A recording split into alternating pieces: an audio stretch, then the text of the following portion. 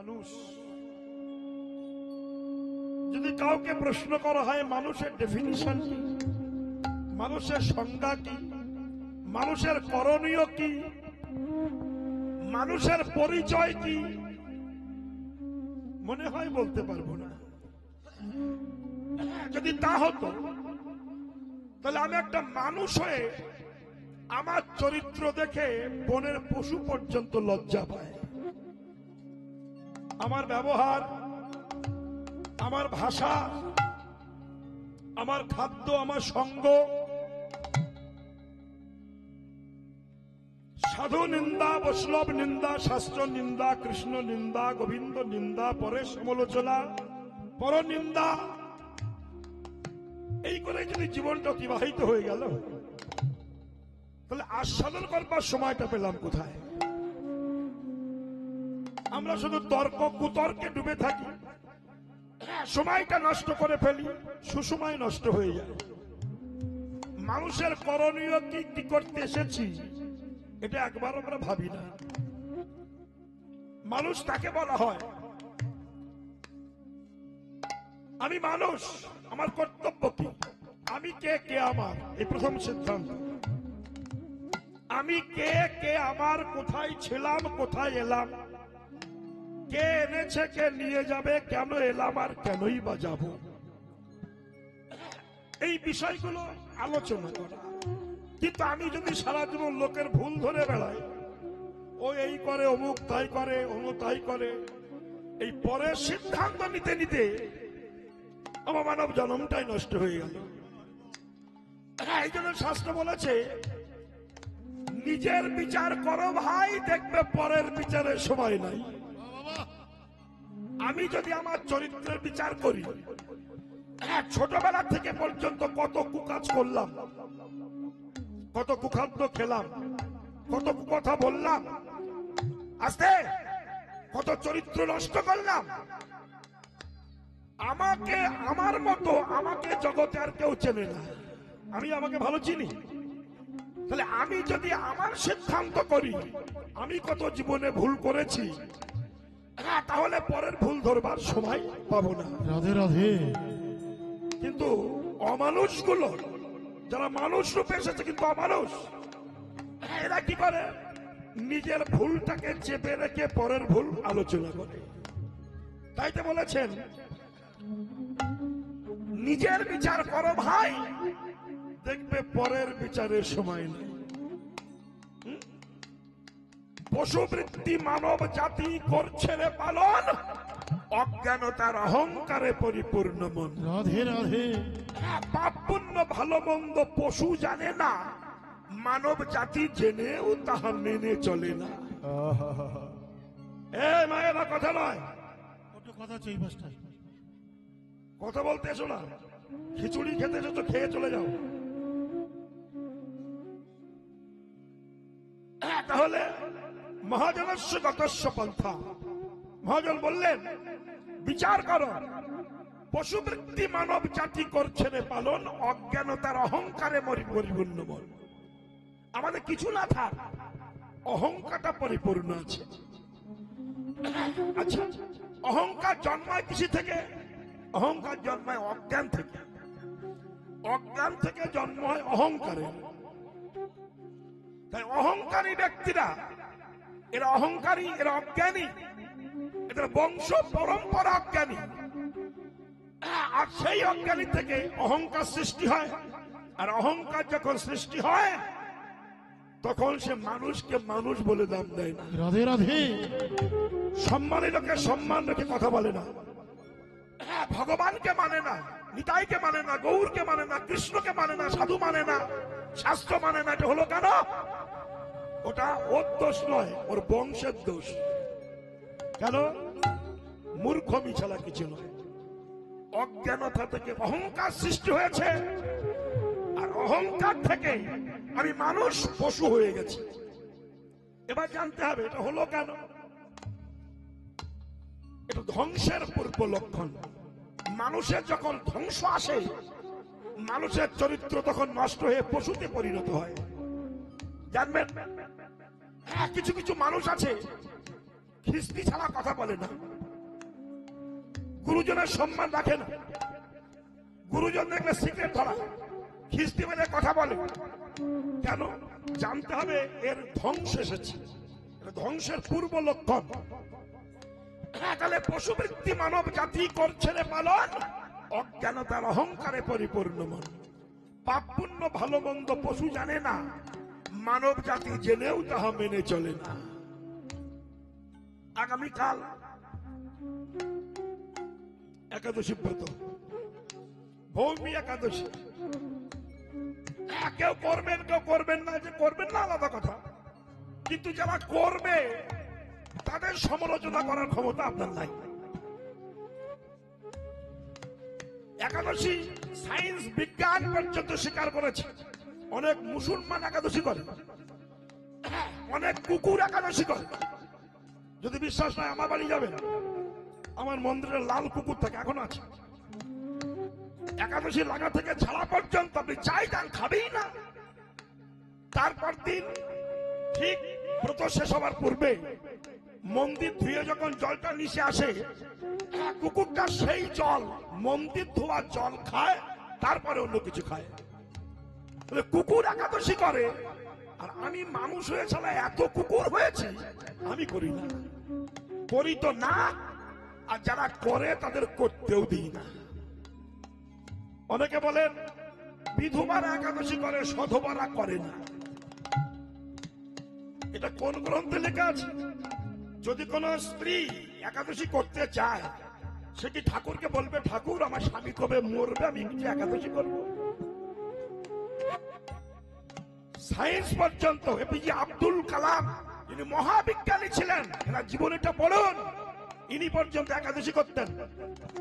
ইনি জীবনে মাংস খাননি, মুসলমানের ছেলে। তাহলে এপিজে আব্দুল কালাম প্রত্যহ গীতা পড়তেন। আনন্দবাজার পত্রিকা উনি নিজে লিখেছিলেন, আমি নিজে বলেছি যে আমি মুসলমান, আমি গীতাও পড়ি আবার নামাজও পড়ি। তাহলে মুসলমানের ছেলে হয়ে একাদশী করে, গীতা পড়ে। আর আমার হিন্দুর মধ্যে কিছু কালপিট মাল আছে, তারা গীতাকে বাজে কথা বলে, একাদশীকে বাজে কথা বলে।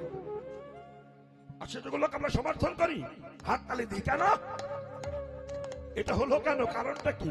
বলে শুনুন, মানুষ হলেই হবে না। দুটি পুকুর পাশাপাশি আছে, একটা পুকুরের পাশে পুকুর আছে, একই পুকুর, যদি একটা পুকুরে কচুয়ে দেই, আকাশের চাঁদ দেখা যাচ্ছে, আর একটা পুকুরে আকাশের চাঁদ দেখা যাচ্ছে না। এটা হলো কেন? দুটি তো পুকুর।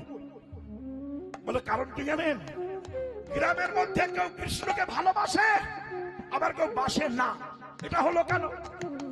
বলে যে পুকুরটা চাঁদ দেখতে পাচ্ছেন, এই পুকুরটা স্বচ্ছ, নির্মল, পরিষ্কার, এই জন্য আকাশের চাঁদ দেখা যাচ্ছে। পাশের পুকুরে দেখা যাচ্ছে না, কেন? ও পুকুরটা কচুরি পানা পরিপূর্ণ হয়ে আছে। তুমি পুকুর বটে, কিন্তু কচুরি পানা পরিপূর্ণ পুকুরে আকাশের চাঁদ দেখা যাবে না। তাই কচুরি পরিপূর্ণ পুকুরে যেমন আকাশের চাঁদ দেখা যায় না, তেমনি অহংকার পরিপূর্ণ হৃদয়ে ভগবান দর্শন হয় না। অসভ্যতা, অহংকার আমরা গ্রহণ করি। আস্তে, আমার যুক্তিটা এমন। শুনুন মায়েরা, ভৌমি একাদশী আগামী করল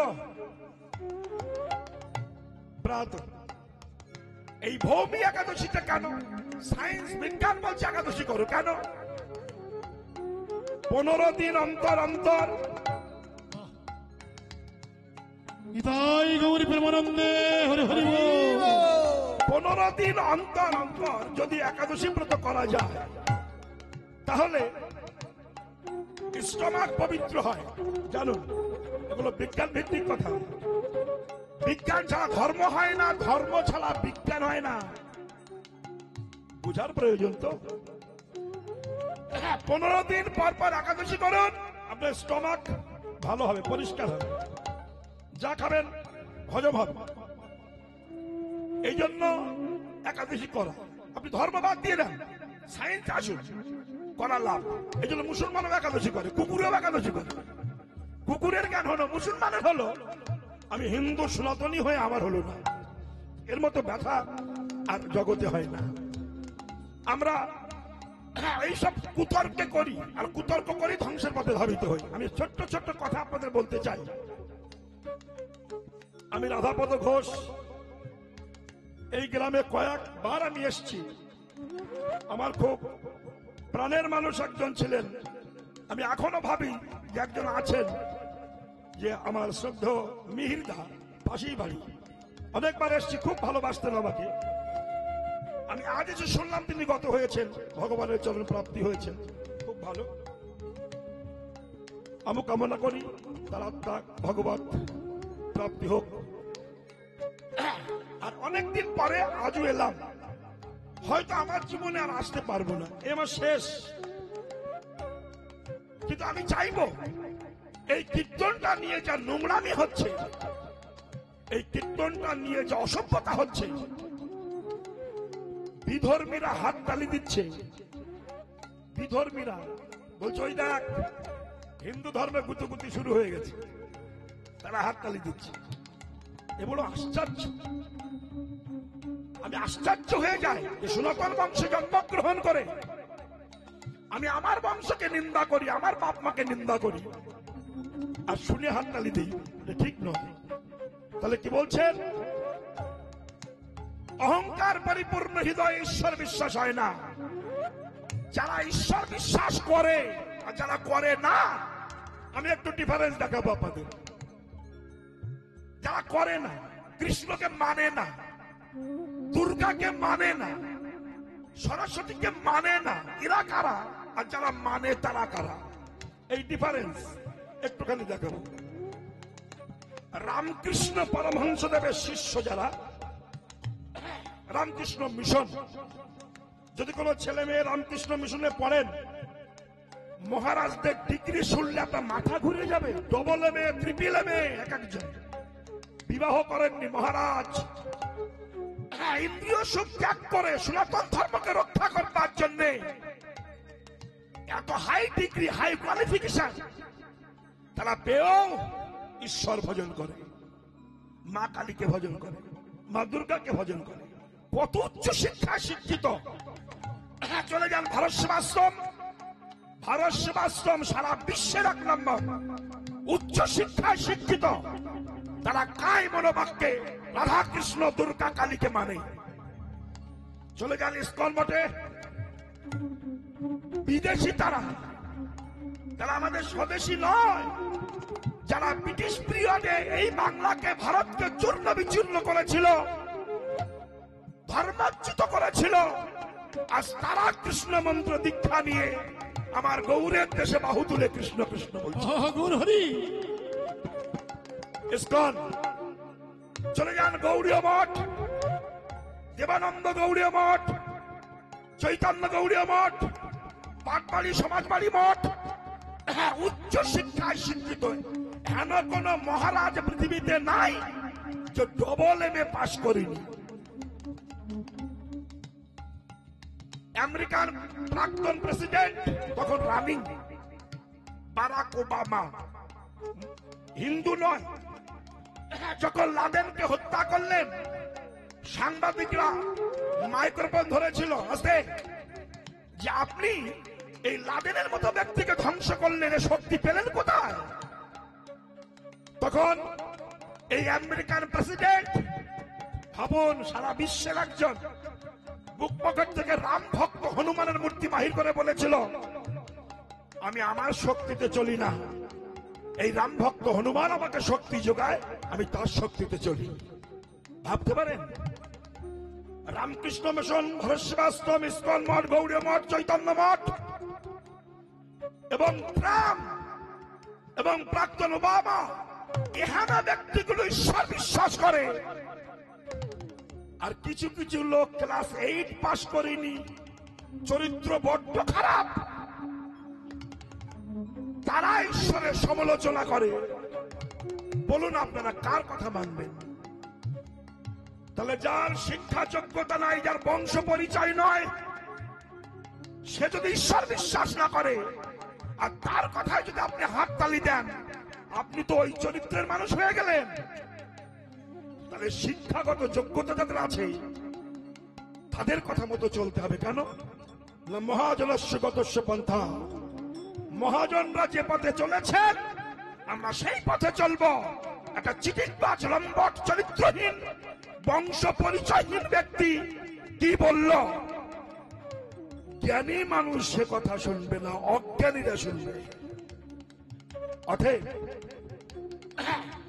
হেমন কি লাগি আইলি ভাবে, এমন জনমে হরি না ভজিলি সে তুই মানুষ কবে? মানুষ আকার হইলে কি হয়? করহ ভূতের কাম, নহিলে মদনে কেন না বলা হো শ্রীকৃষ্ণ গোবিন্দ নাম।